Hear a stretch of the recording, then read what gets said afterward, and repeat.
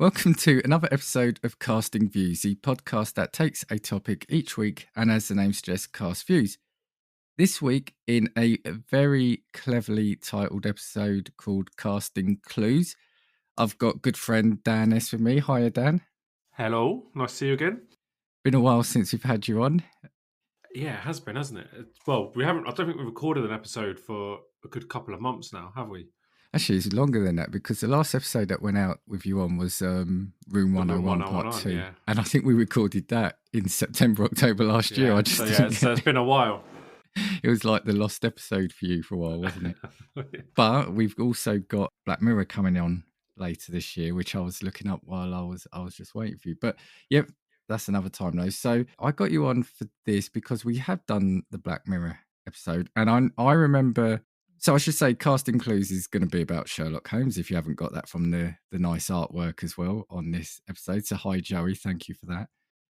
I remember you saying you really like this series, and we both like stuff like escape rooms, and we've in the past we were close to going to the escape room based on this, weren't we, in London? Yeah, which I think is still running. I think we should still do it. I think as we're getting, I don't know when this episode is going to go out, but we're recording this in February.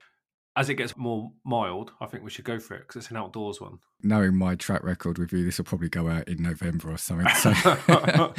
So I remember saying I really wanted to watch. I wanted to do like another review type episode, a series, and then I suggested, why not do this? Because I remember you liked it. I like it. It's got quite a clever theme to it. And but then when I started watching it, I thought I didn't think it maybe lent itself to a review show. And then I think you said, didn't you? Why don't we review the different Sherlocks?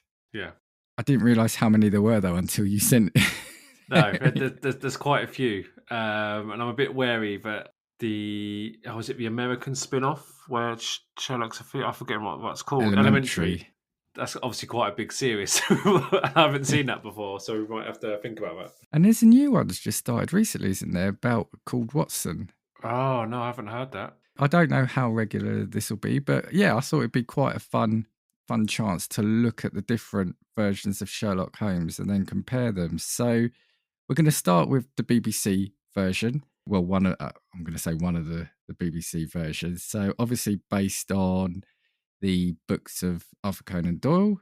This first aired in 2010, so 15 years ago now, in the UK Series 1, and finished in 2017 in January. So it's been, 8 years since it's finished. Quick premise. So Sherlock depicts consulting detective Sherlock Holmes, played by Benedict Cumberbatch, solving various mysteries in modern-day London. Holmes is assisted in his mystery solving by his flatmate, friend and companion, Dr. John Watson, played by Martin Freeman, who has just returned from military service in Afghanistan. So that kind of sets up the scene. Just a couple of other things. Written by or created by Mark Gatiss and Stephen Moffat. Written by Mark Gatiss, Stephen Moffat and Stephen Thompson. And Mark Gatiss actually stars in it, so he is Mycroft. So, firstly, do you remember when you first watched this or how you came to this? Were you always kind of like a Sherlock fan? I've always liked kind of mystery type things. And I've also been a fan of Doctor Who, and I think when these were being produced, they were quite closely aligned, weren't they? Like Sherlock and Doctor Who. And I remember getting the box set after. So I didn't come into it till after series 2, and I remember getting the box set of the first 2. I mean, it had like a black and white like cardboard box around it, and I watched the first one, and then I binge watched it like the first 2 series over the course of the next 2 days because I was just hooked. So yeah, so I didn't watch it from the start. I was a late comer to it, but yeah, big fan. I think I was the same in the sense of I probably didn't. Yeah, well, no, actually, no. I think I did watch it from the start because I remember the final episode of season 1 ending on that cliffhanger in the swimming pool, wasn't it? Yeah. I think. And I think you're spot on what you say about Doctor Who. So I can't remember. I think Doctor Who may have started beforehand, but it's that typical BBC production, isn't it? It's obviously written by the same people. Stephen Moffat was involved in Doctor Who at the same time, wasn't he, as doing Sherlock? Yes, yeah. Yes. And I'm just checking. It was clearly, it was definitely before Doctor Strange. So we'll come on to that. So, had you seen any other things around? Have you seen any of the other Sherlocks? I guess. I think at the time I'd seen the Robert Downey Jr. film, and I really enjoyed those films. But obviously, we can review that another time. But I think apart from that, probably not too much involvement in Sherlock Holmes. How about we then first go through the cast? So, as I said, you've got Sherlock is played by Benedict Cumberbatch. You've got Watson is played by Martin Freeman.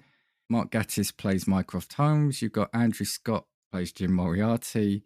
And then you've got a few others, haven't you? You've got Lestrade played by Rupert Graves, Miss Hudson, who is classic, all-time star hit Una Stubbs. So I was going to say you're just a bit younger than me. Do you Let's remember? elaborate. Let's elaborate on that. You're saying this is before my time.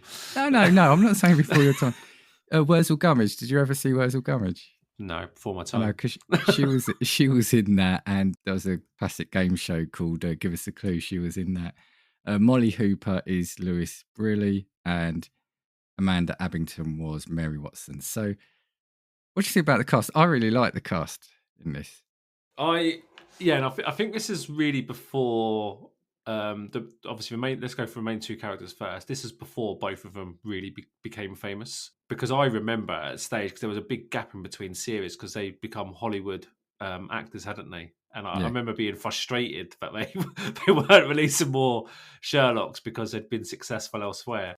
If we start with Benedict Cumberbatch, he is fantastic. I think the way he plays that role, to the point now where we've just obviously rewatched a few before we've done this, I almost forget that it's Benedict Cumberbatch, like, because he's so into that role. Like, you just don't see him as Doctor Strange, or you don't see him as Alan Turing from Imitation Game.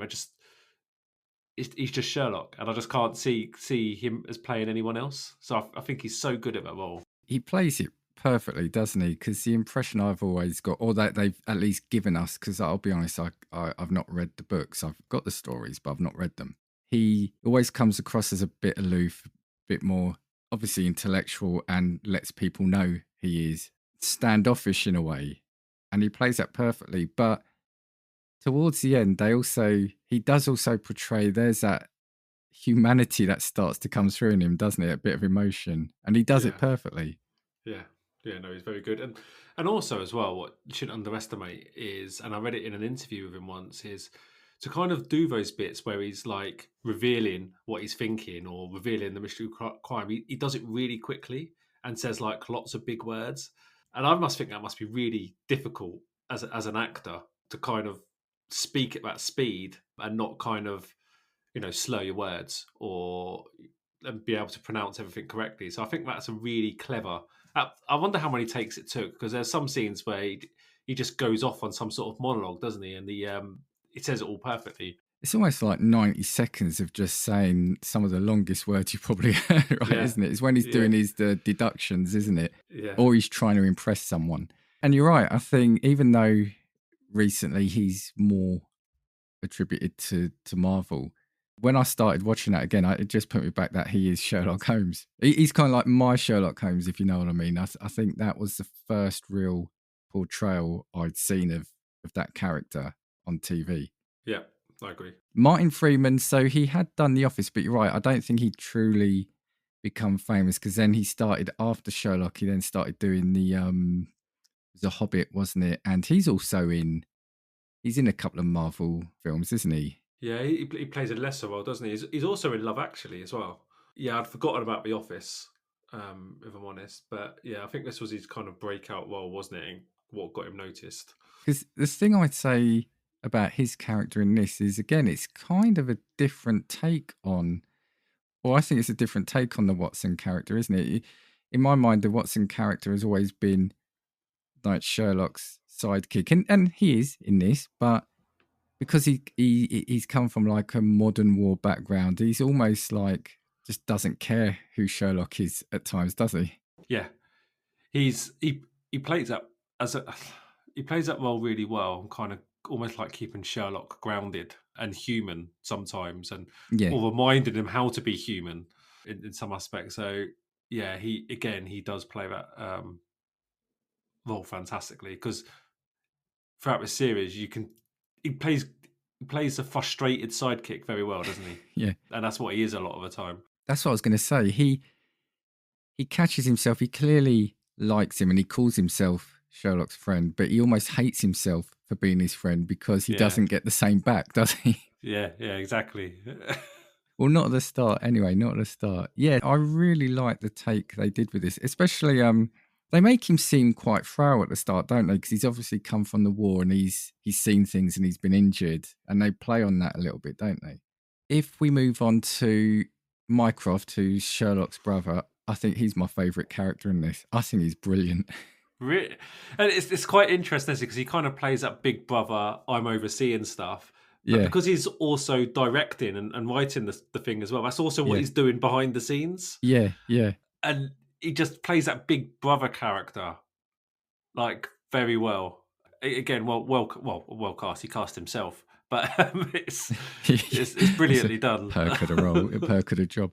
You said it there. So I can't remember now. I should have it here, but he's like in the government, isn't he? I think is he Secret Service or whatever. And Watson, when he encounters him, almost thinks that it's someone that's after Sherlock, isn't it? And then you then Yeah, find out it's his brother. And again, he's another one that almost implies that he'll do anything he take. If the brother steps out of line, he'll punish him. But he deeply cares for him again. And I think it's that classic between him and Sherlock. The classic thing about men can't show vulnerability, yeah, but the times they do, it makes it even more impactful, doesn't yeah. it? And I don't know, and you probably know this more than I. The sort of character he plays in the books, is he meant to be a member of like the government, or is he like a behind the scenes You know what? I role? honestly don't know. So if anyone listening knows, yeah, send us a tweet. Address it to Dan. Yeah, let us know because yeah, I'd love to know that because obviously I've seen I think Mycroft be referenced in obviously other versions, but yeah, I don't know if they've just changed who he is in this to Yeah, suit the storylines that they've got. But yeah, again, I think I just loved how he plays him and the interaction he has, and I guess like you're saying, the fact that he's written it and directed it or created it probably it's easiest for him to get in the head, right, of that yeah. character. Lestrade, that's an interesting character, isn't it? What's your take on him? I recognise him from some other films before I watched Sherlock, and again, he plays the role well, and I kind of like the way his relationship changes with Sherlock throughout like the different series. Like well, to start off, he obviously doesn't like the guy, but then also needs him so much, and then by the end of it, he's actually good friends, aren't they? Yeah, But still gets frustrated with him. I also found it a bit weird in the first series. In the second episode, he just wasn't there, and it was like his assistant was doing it. And I just wondered if there was a scheduling conflict at that point because that was quite odd, wasn't it? When Sherlock was working for police and it wasn't Lestrade. yeah, maybe.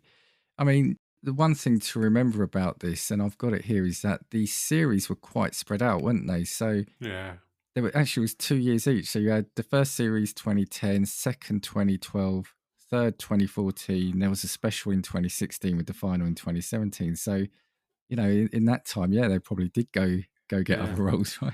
Yeah, I liked him as well. At first, he comes across as like the comic police, you know, that they can't do anything, and he's clearly frustrated. There's a bit I can't remember, isn't it, where they think Sherlock's dead, and then he sees him and he runs over and hugs him, doesn't he? He yeah, just gives him like the biggest hug, and again, yeah, you just think that's so nice. I think I think that's the thing I wasn't expecting with this series, and then rewatching it, the thing that hit me the most was how much of like an emotional theme there was going through it. You yeah, just expect it to be, like you said, crimes and mysteries, right? yeah. So yeah, I really like Lestrade. Randomly, and I'm probably spoiling some of my things after, one of my other favourite characters is Molly Hooper. Brilliant. I don't know if we're talking about the actress of a character, but she brilliantly played again, and obviously wasn't in a whole lot.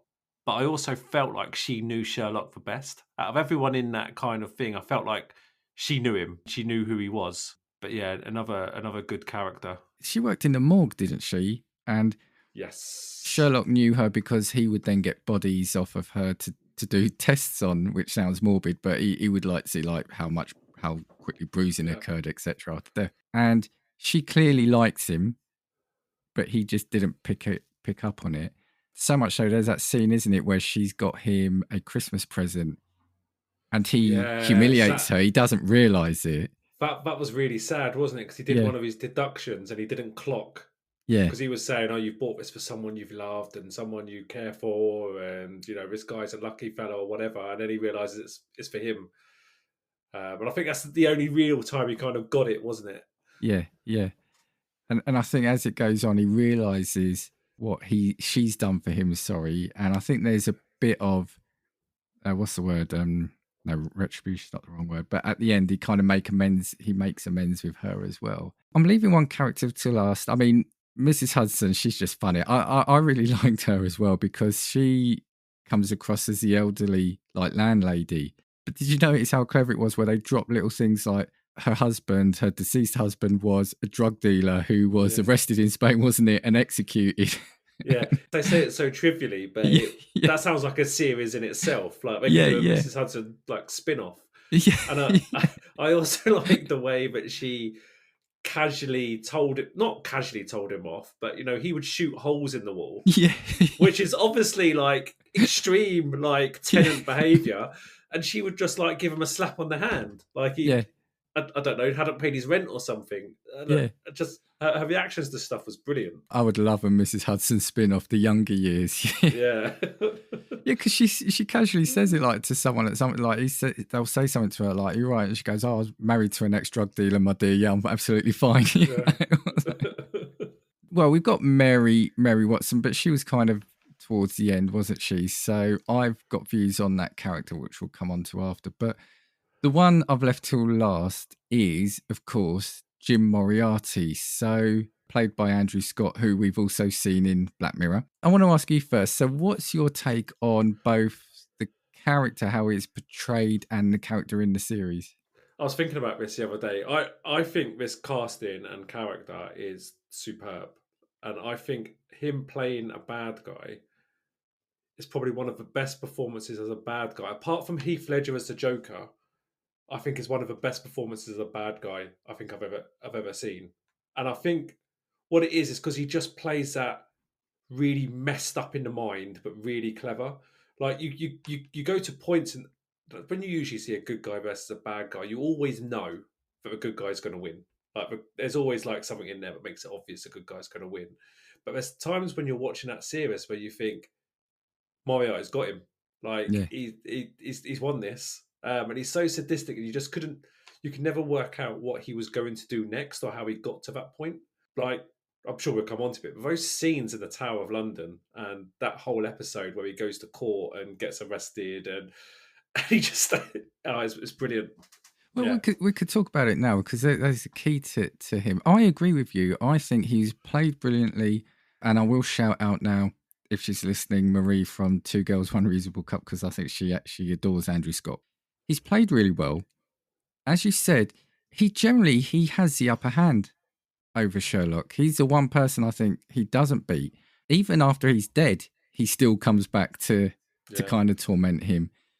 What I would say is, and I think it's a criticism, but I think it only comes from the fact that unusually, like these were 4 seasons as 3 episodes at 90 minutes each. So they were like 3 feature films rather than a series, weren't they? You'd yeah, normally get 10, 15 episodes. I just wish there was more like Moriarty was more of a presence, like that yeah. villain that was constantly tormenting him. I think that's for me the only thing that was missing. Yeah, and I don't think they should have killed him off. I don't know if at the end of season 2 they weren't planning on coming back, but they did leave on a cliffhanger with him still alive. I just feel like they shouldn't have killed him off. I think he should have come back somehow.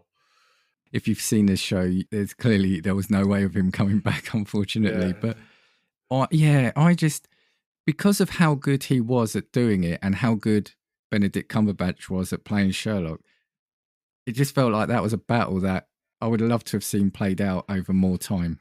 and also Sherlock secretly enjoyed it as well, didn't he? Like you Yeah, could see yeah. he got off on it. The other bad guys in there, like in the you know, you had that guy who had the Mind Palace, and then you had the celebrity in the last series. They just didn't quite cut it as bad guys, did they? No, They didn't get anywhere near to the level of what Moriarty was.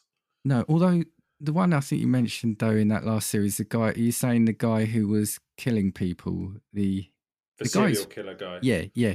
I Yeah. actually quite liked him. I thought he was quite sinister. I was gonna say I also liked the taxi driver in the first episode. Oh, he was really good as well. Yeah. Wasn't he? That was a Yeah. great guy. I just think it was he came across as a classic BBC production villain, if you know what I mean. Yeah. A little bit too much. Again, as a villain, it was quite sinister. I thought. Yeah. But I guess he was working for Moriarty, which is why I haven't counted him. And I thought Irene Adler was very good as well. Yeah, yeah, In the second series, I thought because she had the upper hand over him as well. Apart from when he resolved it, but she had him beat. But yeah, Moriarty was just like I said. Apart from Heath Ledger as the Joker, I can't think of many better performances as a bad guy. yeah. Because we'll come on to a couple of episodes after, but yeah. So that's it. It's not necessarily a criticism, other than I wish there was more of him. And you're right. Again, I guess Sherlock has been shown to be quite vulnerable in this because, yeah, two people, Irene Adler and Moriarty, have beaten him technically. What I was going to say then is just quickly talk about the setting. How do you feel? Because again, for me, this was the first almost modernized version of it. And I always love things being set in London. Before we go on to that, I was just going to say about Andrew Scott as Moriarty, because I was wondering if you were going to come on to it, but didn't. But I actually think he was cast very last minute. Oh, really? Yeah, so I actually think he wasn't cast until about the third episode. Anyway, there was something else interesting about it, but I can't find it quickly now. Well, while we're talking, if you do, you shout it out. But Yeah, a couple of things I was going to say. I love the setting. I love it being in London. I love, like I said, seeing places that you go to and you frequent. yeah. I loved having that. So 221 Baker Street or 221B Baker Street was over a cafe, wasn't it? I loved that. Whatever, I don't know why, but it just really grounded it in like normality. Have you seen this special episode, the Christmas one, where it goes back in time? Back in time, yes. You see, it was like a tea and cake shop, so they kept it the same. It turned into. I love it when they do that. But what was funny in that when it went back in time, the inside of the flat looked fairly similar. Yeah, They didn't Yeah. need to like age that at all because that's kind of what it looked like in the modern day. No, you're right. You're right. So the only other thing I was going to say about the setting and the time. So obviously at the time it was modern.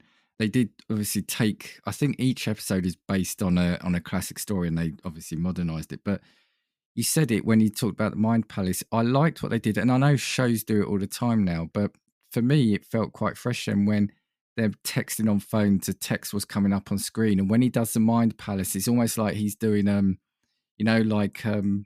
he's manipulating words on screen and they're appearing on screen. And that was an unusual thing, wasn't it? You see it done a little bit more now when people are texting and a text appears on the screen. But I feel like Sherlock was the first time we really saw that start to happen, where like words come up and it was a bit more visual, wasn't it? Yeah, it was not fourth wall breaking as such, but it was engaging as a viewer because these things were happening on screen.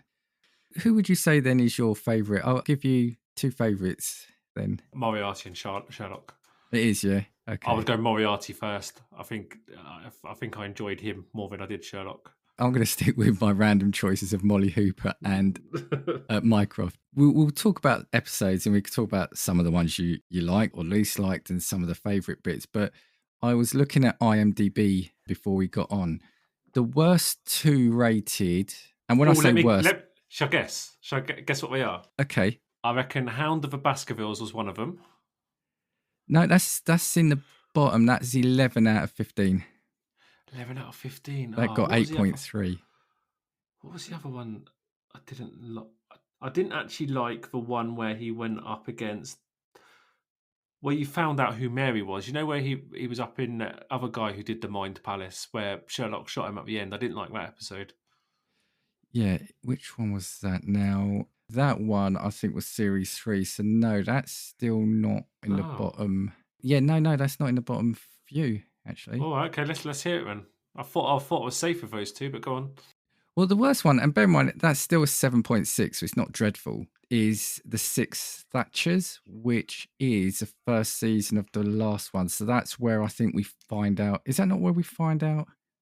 That's where we find out about past? Mary and that she's in a SWAT team. I don't know if that's the right word, but someone comes back to kill her. that episode was a bit random as well, wasn't it? Because they all kind of like travelled across the world, and Yeah. then that's the one where Mary get shot at the That's end. one where she gets killed in Yeah, that one. Yeah. Yeah. Yeah, I've got issues with that. I can see why it's towards the bottom. I mean, this central story probably wasn't great, but yeah, I just found it funny that she's revealed to be ultimately she was like an assassin. Now I think it was for the government, but then she went freelance. And the guy you were saying, the guy who had his own mind palace, he was saying, "Oh, you should see the things she's done; it would horrify you." But they're all right with her being an assassin. Do you know what I mean? Like Sherlock and what's it like if you found out your wife was an assassin? and the other thing that didn't make sense is that Mycroft didn't know. Because then Sherlock goes to him for advice on what that Agra team do, but you'd have thought that Mycroft would have known. Yeah, and the fact that Watson then blames Sherlock and they fall out. I mean, I know it sets up a point, like a plot point later on. They just didn't need to kill her off, did they? No, no. And the next one was actually my least favourite one, but still 7.9 was The Blind Banker. So that was episode 2 of. That's the one where Lestrade wasn't in it. That's the one that you mentioned before. It Yeah. had a random police officer. Yeah, random so detective. Those are the 2 least favourites. What do you think the 2 favourites are then? I don't know what they're called, so I'm just going to describe them to you. But the wedding and the stag do, I thought was brilliant. I thought seeing them interact while drunk, and also two quite good crimes being solved during the episode. So I thought that one was brilliant. And I think the end of series 2, episode 3, when Moriarty breaks into those 3 places, and then obviously Sherlock ends up jumping off. Okay, Rybrack 4, whatever it is. Rhinebeck for, yeah. Yeah. Reichenbach. So I think they're my 2 favourites. Spot on with that. That's number 1, 9.6 rated. Number 2 was actually A Scandal in Belgravia, so with Irene Adler. And again, I can see that. I can see that. That was a really good episode, wasn't it? Yeah. But I want to go back to the one you said, though. That was number 7, the wedding one. Now, I remember texting you, I think, at the time when I'd rewatched that and said that actually became one of my favourite episodes because, like you said, it was very clever with the crime being solved and working out who was at risk in the wedding. But also that speech that Sherlock gives at the end, it's almost like that's that one bit of emotion that I think Watson and everyone was crying out for. And it was actually really, really well done, I thought. Also, as well, he used his, like, let's call them powers, but he used his powers for quite comical things as well, like in there, like trying to find that girl a guy a wedding, Yes, and he was deducting about that, and then he was doing all the deductions about the guests, and yeah. his interactions with that kid as well was brilliant and quite comical. So yeah, I would probably put that as my number 1 episode, if I'm honest. And solely for, I think it really saved itself, I think, with that speech he gave. Because while he's giving the speech, he's also trying to work out who the murderer is or who the would-be murderer is and who the person they were going for was.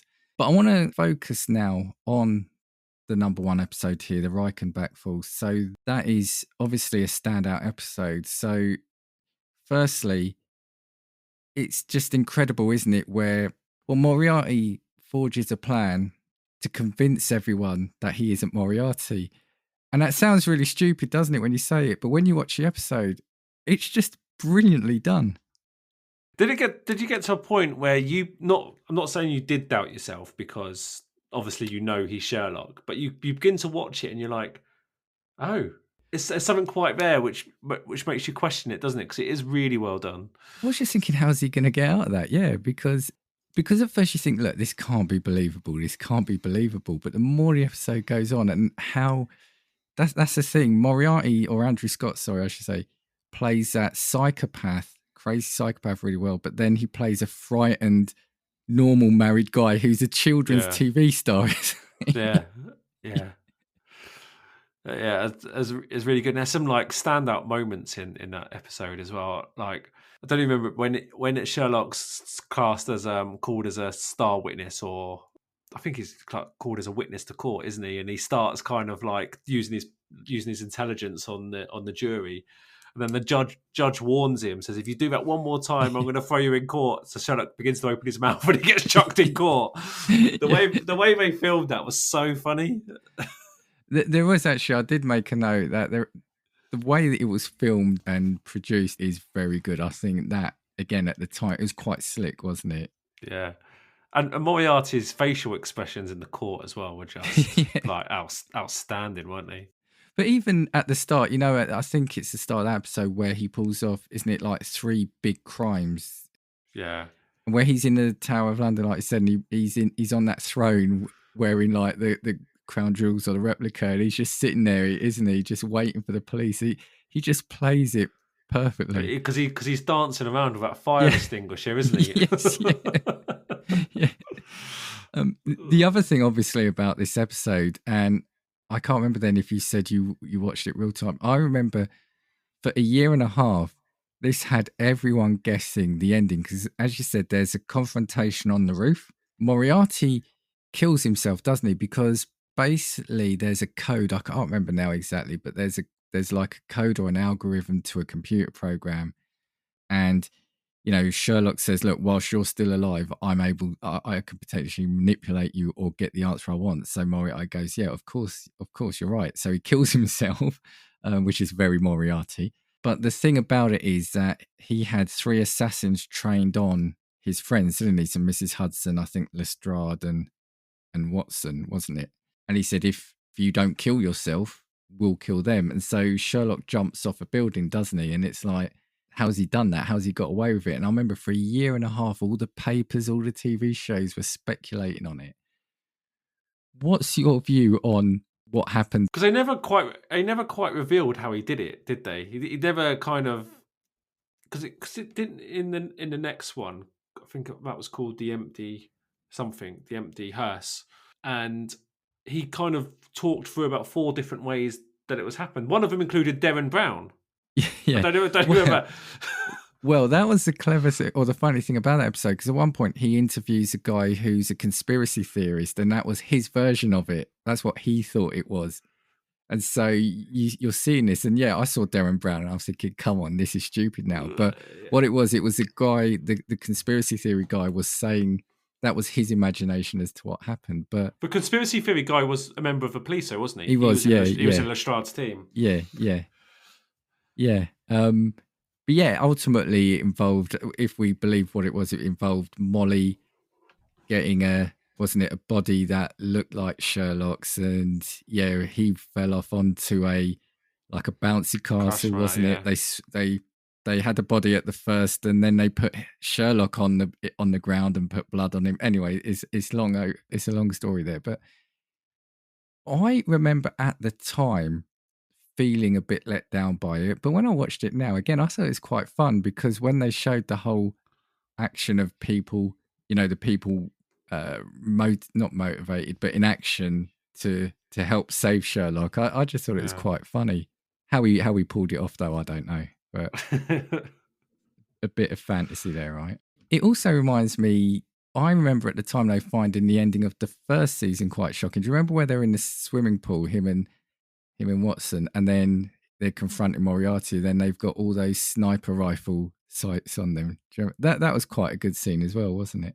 And if I remember rightly, because I can't remember if I watched it on the rewatch, but it got called off just by him getting a phone call, didn't it? He got a phone call from someone, and it was like, "Oh, okay, see you later," type thing. Yeah. And I think I quite enjoyed that because it was something so serious. And like you said, like loads of sniper rifles, and then he just got that phone call, and off he went. Well, that's why I think I like Moriarty so much, his version, because he's not this super villain who is, you know, obviously overly evil and making all these speeches. He's someone who just seems to get more frustrated by things all the time. You know, he's swing. You know, he's having a go at Sherlock, then gets a phone, gets annoyed at the person, then just wants to walk out. It's like he's petulant. Yeah, and you can tell he's just bored, isn't he? Like, he sees himself as so intelligent, he's just bored of others because they're not up to his level. Yeah. Which is why he does it. Well, which is ultimately like Sherlock as well, isn't it? It's just a different extreme. What was your view on the final episode? Remind me what happened. That's where he discovered his sister, wasn't it? The sister, yeah. I When I watched it first time round, I felt disappointed. It felt a bit silly. But when I watched it like recently, I felt okay with it. But I don't think I've watched the last half an hour, if I'm honest. I think I only watched the first hour. I've still got the last half hour to watch. But I like the point where it revealed it was the sister, because I thought that was quite clever. But I think I felt let down by the episode with the sister in. I'm a bit like you. Where I remember at the time watching it feeling let down, and I'll go on into it for a couple of reasons. But on this rewatch, I liked it. Now, what that's made me think is, if I use my mind palace and powers of deduction, was I annoyed the first time round because I had to wait 3 years for the conclusion, and I wasn't happy with that being the conclusion. And when you binge watch it, it's okay. It boiled down to two things. I loved the discovery of the sister. I thought the sister was great in it. I mean, the fact is she played a couple of roles in the earlier episodes as well, didn't she? So the woman on the bus for Watson and the therapist. And she was the girl in the crime, so she spent the evening with Sherlock, didn't she, having chips? Oh, of course. Yes. Yeah, yeah, Yeah, yeah, so yeah. she played 3 characters up until that point. Yeah. Yeah, I forgot all about her. Yeah. So I thought she was, obviously she played that really well. It was just the fact that they made her out to be this person who can control people just if they talk to her for a few minutes. And it just made it almost like a Marvel supervillain then, in that sense. Do you know what I mean? That these obviously intelligent people just being in a room with her on their own for a few minutes she can brainwash them. And then also the bit where there was no glass in the cell.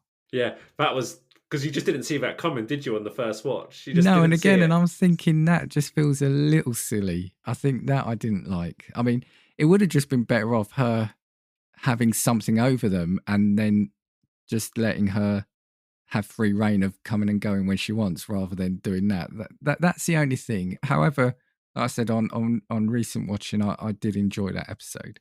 But again, someone else then technically who pretty much almost beat Sherlock. So there's 3 people in this series who Yeah. have had the upper hand on him. There was a couple of other things I wanted to say before we look at sort of starting to talk about wrapping up.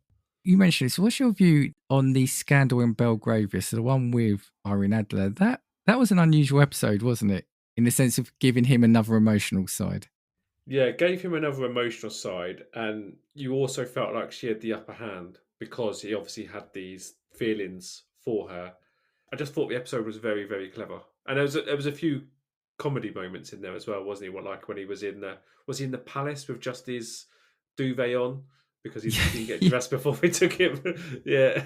yeah, yeah, And do you know what? I really like that reveal about at the end with her phone where he realised it was Sherlocked, and I thought that was very, very clever. And he kind of said, you know, you could have just had a random 4-letter word and you would have walked out of here, but you couldn't. You had emotional attachment, and he put that in, and I was like, that is brilliant. yeah. So if you haven't seen it, yeah. So obviously her phone was locked, and he had 5 attempts at doing it. Yeah, the password, as Dan said, was SHER, so it's spelled Sherlock. And again, when Yeah. you see it, you think, of course. And yeah, I've just got a picture of it. Yeah, it is him. He's naked. He's just in his duvet while Watson's sitting there staring at him. I think what I liked is also, like you said, that there were some humorous elements and kind of nobody really liked her. And you're not supposed to, I think. Sherlock had an attraction, and wasn't his phone then, when she texted him, it was like some erotic noise, wasn't it? Like Yeah. erotic moaning. And every time it went off, like Mrs. Hudson couldn't stand it, could she? And I think it's easy to miss the humour, as you said, in some of the episodes. Like, the one where he kills the guy at the end of the 3rd series, the evil Mind Palace guy. And Yeah. Mycroft is sending him away. Pretty much you get the impression to his death, they're sending him abroad on a mission where they don't think he'll come Yeah. back from it. But then there's this thing with Moriarty crops up. So they turn the plane round and Mycroft calls him up and he says something like, have you learnt your lesson? He goes, oh, it's only been 4 minutes or something like that. And he goes, well, good. It's time for you to come back now. But there's so many of those interactions, isn't there, between him and Mycroft and Sherlock and Watson, which, just have you laughing. I had a couple of other things I was going to throw at you. So there was some did you know? So I said many of the crew or cast in the show were related. So, you see Sherlock's parents a couple of times, don't you? Yeah, they're his actual parents, aren't they? They're his actual parents. Martin Freeman was actually married to Amanda Abington, who was Mary Watson. They were real life partners. They since split up though. So Mark Gatiss, who obviously is Mycroft, his husband is the barrister in the Reichenbach Fall. And you see a young Sherlock Holmes a few times. That's Stephen Moffat's son. So okay. I've got here that the role of Molly Hooper was never in the books or stories, was only meant to be a one-off character to indicate Sherlock's lack of social skills. But Stephen Moffat and the other producers loved Louise Brealey's performance so much they made her a full-time character. Oh, this one I loved, yeah. Martin Freeman arrived for his first audition. He just has his wallet stolen. He was in such a bad mood that the producers thought he wasn't interested in the role, but he got another audition, which he was fine for, and off that, he got the role. Oh, wow. Yeah. And Benedict Cumberbatch is distantly related to Sir Arthur Conan Doyle. They are 16th cousins twice removed. So I don't know how that works out, but that's... Don't know how anyone worked that out. Yeah, and we've mentioned, obviously, there's a escape room in London, which maybe we should do, and we should do an episode on that. Do you want to hear some of my interesting facts as well, or did you know, so I found out? Yes, please, go for it. Benedict Cumberbatch wasn't originally the first choice. It was initially, actors like Matt Smith, who became the 11th Doctor, was in contention. Mark Gatiss nearly cast himself as Sherlock, but later cast himself as Mycroft. 221B Baker Street is actually in Cardiff. Oh, is it? Oh, that's not fair. That's not fair, is it? And what else is there? The other one as well. The Empty Hearse episode where they cover the underground, don't they? And have like abandoned tube stations. Oh, yes, yeah. So after that episode, there's a few, because abandoned tube stations is a thing. There is a load of tube stations down there which are there and you can go and walk down. But after that episode, there's quite a few like hobbyist websites that kind of talk about it and blog about it because it's people's interest. After that episode, they all crashed under load because everyone was going to research it. Watson's blog was a real website. I don't know if it still is. I should have checked. Sorry, yeah, before you go on, yeah, that was the other thing I missed. That's what I liked as well, because he was writing a blog of his adventures, and that was very 2010s, wasn't it? Blogs and stuff like that. So again, I thought that was another clever thing that they integrated into this series, was the use of kind of blogging. But yeah, sorry, go on. I think that's it. Is there anything else you were going to say about the show or not? If you had to give it a rating out of 10, what would you give it? It is my favourite show that BBC have ever produced. Wow. Okay. I'd give it a 10. You give it a 10? Wow. Yeah. Wow. Do you know how harsh I was with Black Mirror as well? So yeah, I would give Sherlock a 10. Yeah, I was thinking about this. I was leaning on the 8.5 to 9. Oh, I might give it a 9. I'll give it a 9. That's fairly critical, isn't it? It's not critical. It's 9 out of 10. Sorry, was there anything else you wanted to say? Oh, just a few more links. So in the obviously the parts they go on to play. So Benedict Cumberbatch obviously goes on to play Doctor Strange, but his love interest in Doctor Strange is Irene Adler in Sherlock Holmes in Robert Downey Jr. Oh, it is, isn't it? Yeah. Yeah. So so they both, and obviously in the Avengers, there's two actors that have played Sherlock, which are Robert Downey Jr. and Benedict Cumberbatch. I still feel like they missed the joke. Like they really could have put in. They could have put in that "no shit Sherlock" line at some point. That sounds familiar to me. Like either they wanted to, but maybe they thought it was too obvious. I'm sure now. Yeah. I think they should have done. That would have been quite funny. And the other one as well is in that Scandal Belgravia with Irene Adler. There's obviously a lot of talks about what happened at Bletchley Park and the Codebreakers and how they kind of discovered the code. And obviously he went on to play Alan Turin, who was a member of the Codebreakers. Yeah. Oh, man.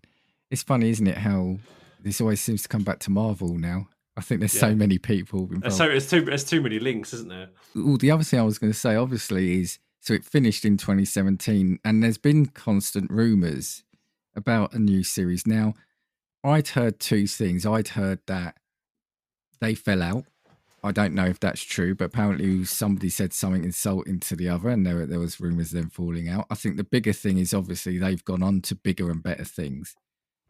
I did see recently it surfaced again. Benedict Cumberbatch got interviewed, and he said he would do another one, but he said the writing would have to be as good as it was at the start of the show. He Yeah. said he would only come back if it was as good as that. What's your view? Would you like another season? I would. I mean, I'm on the fence for this. I would love another series, but I also don't want them to ruin what they've done. It's going to be 10 years. Say they started filming now, you're looking at it being 10 years since it ended when it came out. Yeah. And, they're different people. I agree with what he said. If the writing's good, I mean, maybe a film, I don't know. But, yeah, They it's are almost... pretty much, as you said, they're pretty much films anyway, aren't they? Yeah. I don't see a point. It finished well, didn't it? They, where they got together and you saw them filming a load of...